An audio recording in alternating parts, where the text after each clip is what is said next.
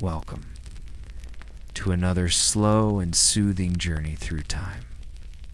Tonight, we gently wander through the centuries, into quiet homes and dimly lit hearths, into the quiet rituals of love, marriage, and family, long before romance meant roses and family meant choice.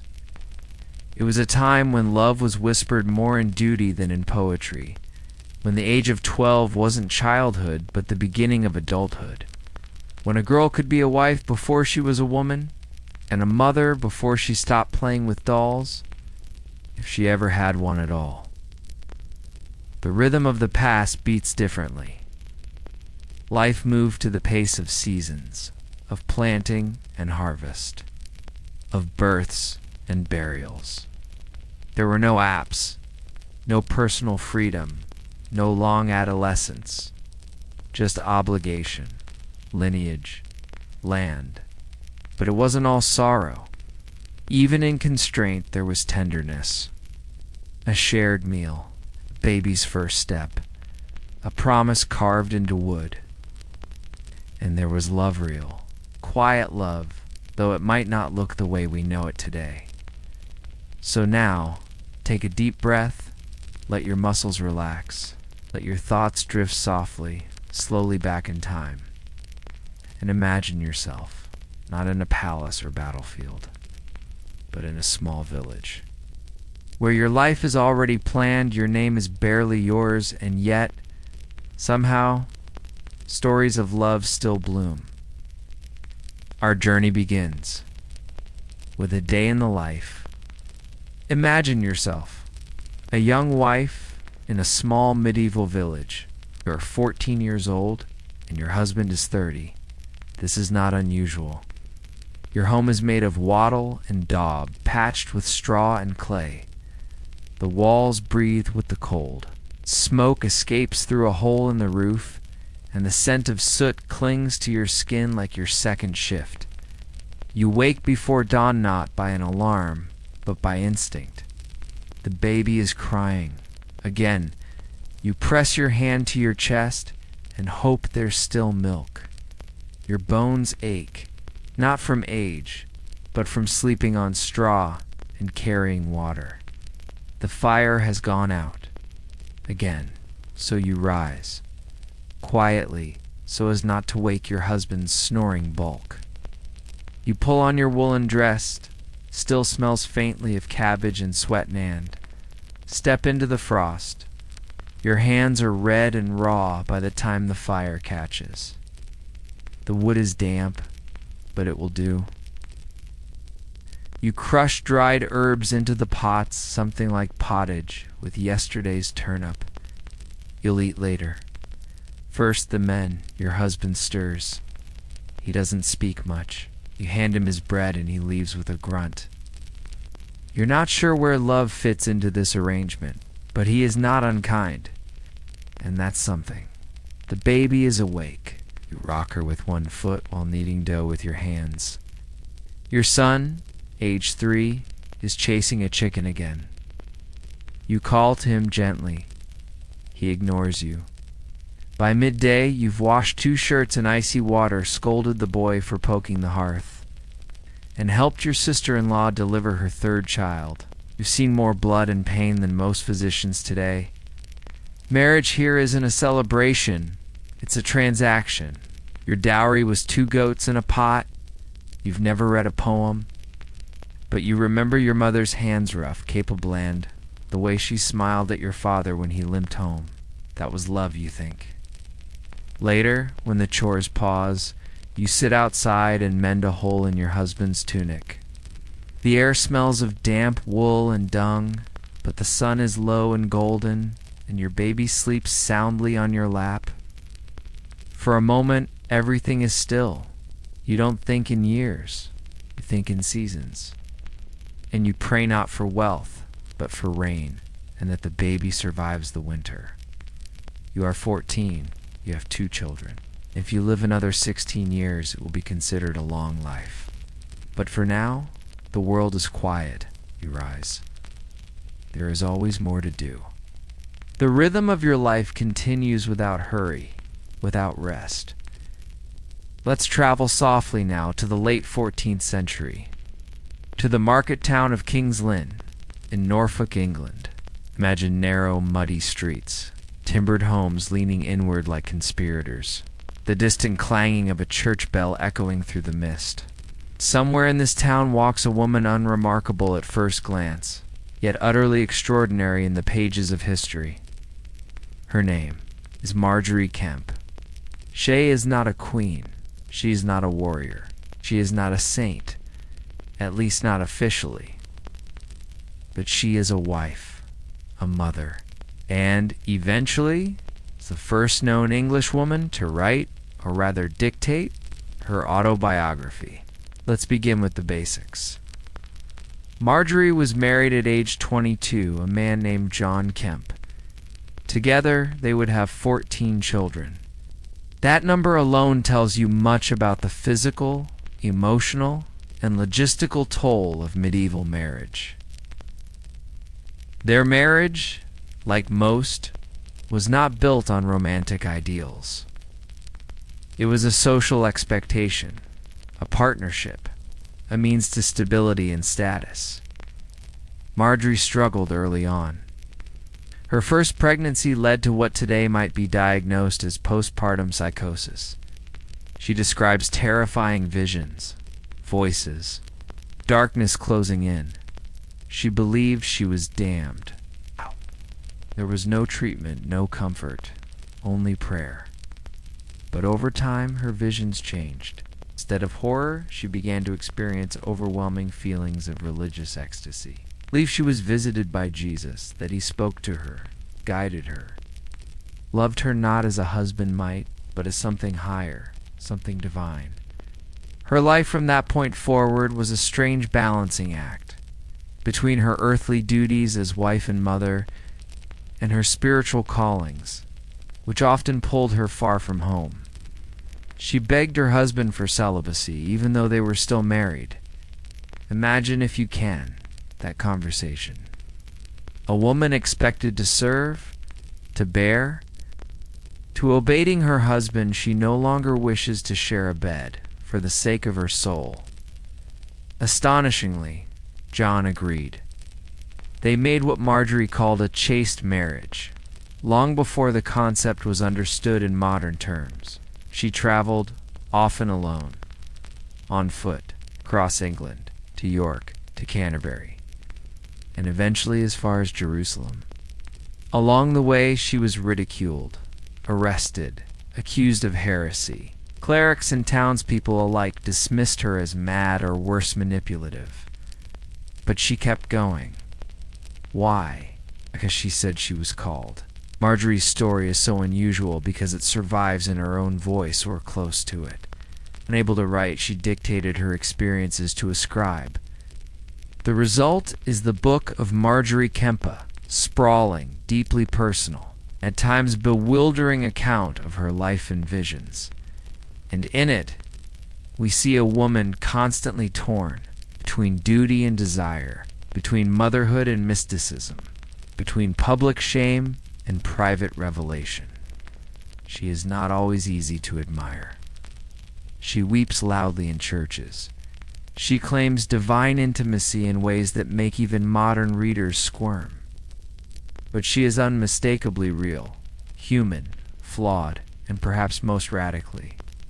She insists on being heard. In a time when women's voices were barely whispers, Marjorie shouted. She shouted her pain, her joy, her visions, her truth. She defied the roles assigned to her. Submissive wife, silent mother, voiceless layperson. And yet, she never entirely abandoned them. She walked both roads. And in doing so, she left us a legacy unlike any other glimpse into the inner life of a medieval woman in all its contradictions. Now, as you lie still, let your mind wander through those same winding streets. Imagine the candlelight flickering on her worn face. Imagine her voice, trembling but persistent, as she recounts her story to the man who will put it to parchment. She doesn't know she'll be remembered. She doesn't know she's writing history. She'll only know she must speak, and we, centuries later, are still listening. Now, drift with me from the world of one woman to the lives of many. Let us settle into the deep layers of human culture, those strange, solemn, and sometimes startling practices that shaped how people loved, married, and made families. From the rituals of ancient Rome to the whispered traditions of rural China, we'll walk quietly through time, observing the customs of kinship, like a scholar tiptoeing through a museum at night. In much of human history, love was not the foundation of marriage. Marriage was strategy. Marriage was contract. Marriage was survival. In ancient Mesopotamia, over 4,000 years ago, marriages were sealed not with a kiss, but with a contract etched into clay. Fathers negotiated dowries. Brides were often pre-teens. The goal was not romance, but alliance between families, villages, even clans. In parts of medieval Europe, especially among peasants, marriage customs were shaped more by land than by longing. A peasant's son might marry the daughter of a neighboring farmer because their two fields touched. Or union meant more efficient plowing. Imagine two families, hands rough from soil, seated together in a smoky thatched hut, discussing how many chickens, pigs, or sacks of barley a bride was worth. Not all traditions were so blunt, of course. In rural Japan, during the Heian period, marriage could be both delicate and perplexing. A man and woman might never live together. Instead, the husband would visit the wife at night, slipping quietly into her room, leaving before dawn. This nocturnal pattern, known as sumadoikon, preserved both independence and mystery. Romantic? Perhaps. But mostly it was a system. One that worked for centuries. Across ages and continents, motherhood was venerated, but often isolating. In ancient Greece, a new mother was seen as both sacred and dangerous. Her body, having crossed the threshold of birth, was considered ritually impure. She would be isolated for days, then welcomed back with ritual washing and fire, cleansing her of the mysterious power that birth bestowed. So before a woman gave birth, she might confess all sins, as if preparing for death. In medieval Europe, childbirth was perilous. Mortality rates were high. A small wax doll called a birthing saint might be placed near her bed for divine protection. Women didn't scream, they prayed. After birth, the baby's survival was never guaranteed. Infant mortality was cruelly common. Parents often baptized the child within hours, not from joy, but from fear. Imagine holding a newborn, swaddled in rough linen, while a priest whispers hurried Latin over the child's head. Just in case. Still, life went on. Even in arranged marriages and early deaths, there was tenderness. And families, for all their hardship, found ways to bond.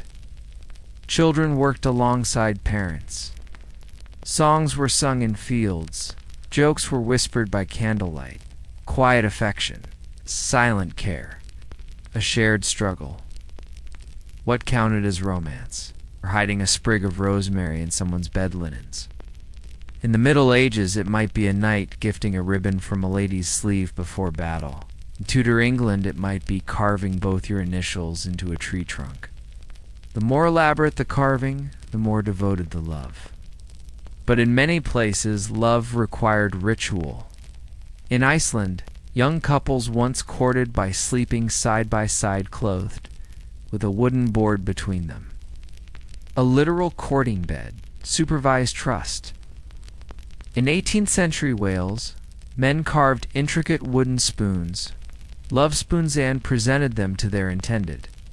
Meanwhile, in Renaissance Italy, poetry was currency. A sonnet offered was as serious as a ring. If accepted, it was nearly a vow to belong.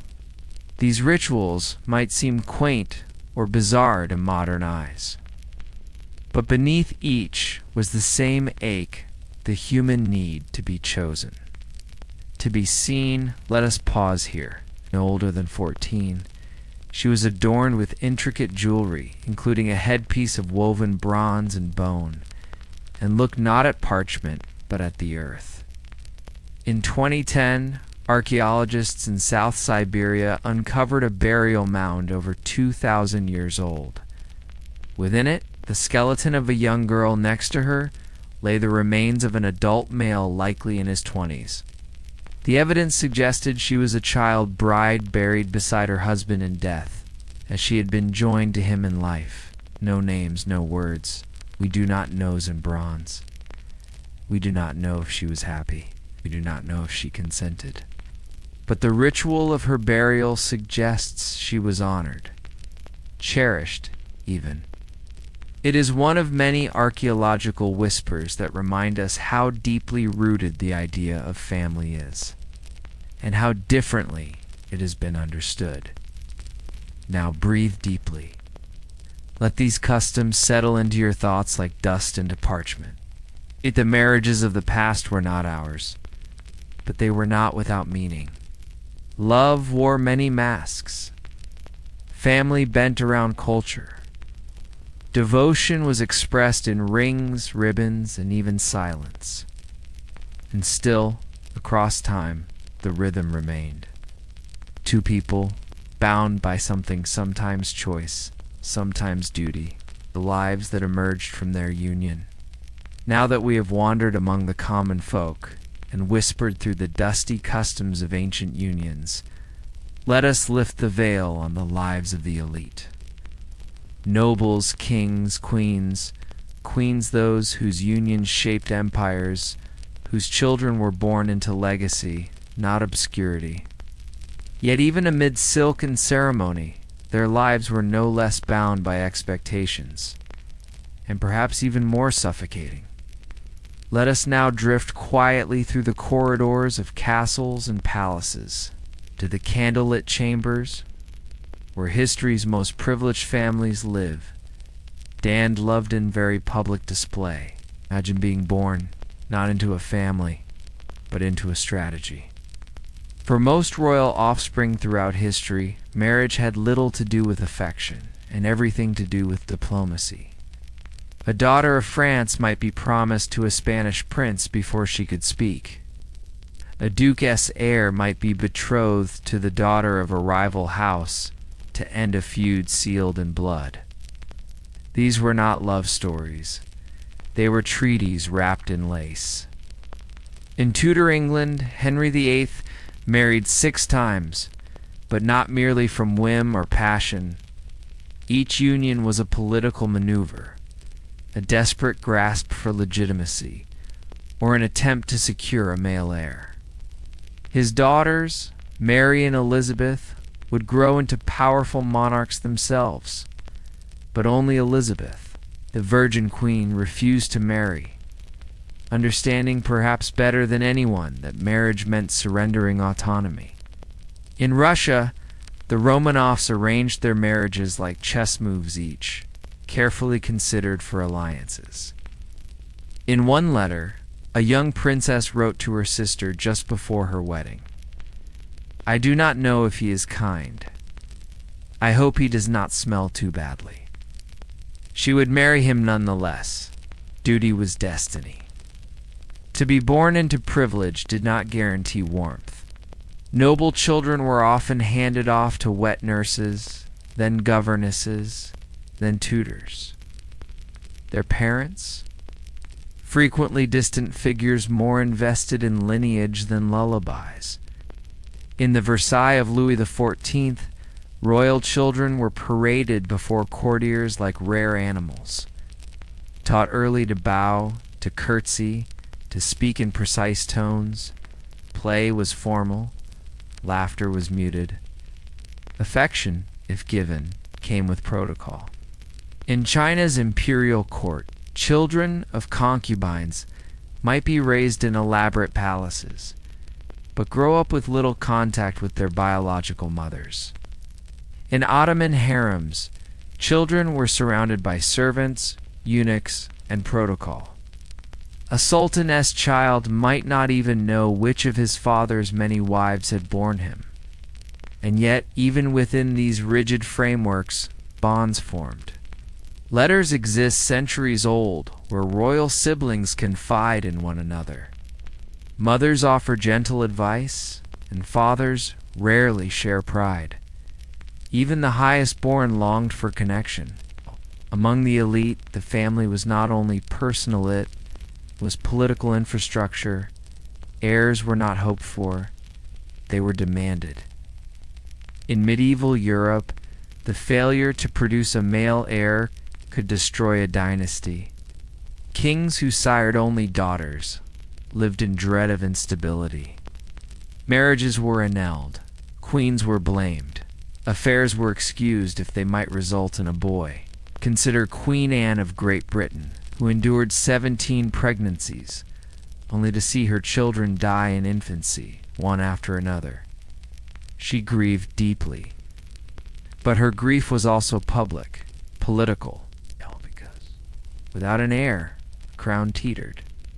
In the courts of Japan, the title of emperor often passed not from father to son, but from uncle to nephew, navigating the complex webs of family in ways that allowed flexibility, but also bred rivalry.